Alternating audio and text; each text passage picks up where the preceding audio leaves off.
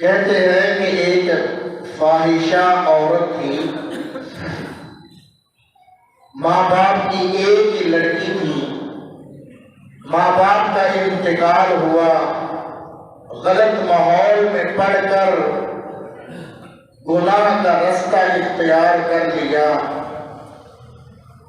خواب میں کسی محلے دار نے اس کے والد کو دیکھا تو اس کے والد نے کہا کہ میری بیٹی کو میرا سلام کہنا اور اس کو بتانا کہ تمہارا باپ یہ فرض کرتا ہے کہ ہمارے لیے بھی کچھ اللہ کی رضا کے لیے ثواب پہنچایا کرو۔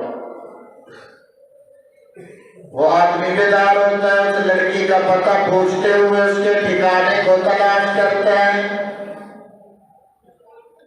پتہ چلتا ہے کہ فلاں کلب میں تمہیں ملے گی۔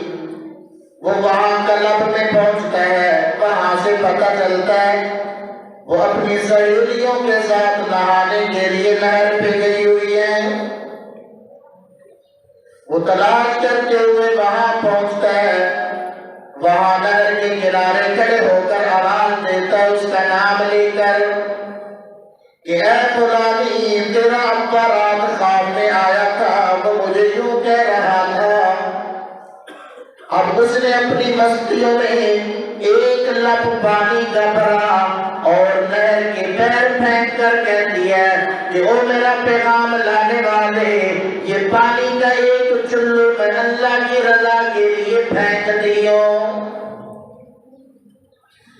ادھر نہر کے کنارے ایک پیاسا پرندہ بیٹھا تھا جو منہ کھولے ہوا تھا، منہ کے پانی کے قطرات اس کے منہ میں آ جاتے ہیں۔ ادھر رات کو وہی آدمی دوبارہ اس کے باپ کو خواب میں دیکھتا ہے، وہ اس کا شکریہ ادا کرتا ہے اور کہنے لگتا ہے اللہ نے میری مغفرت فرما دی میری بچی کے ثواب پہنچانے کی وجہ سے۔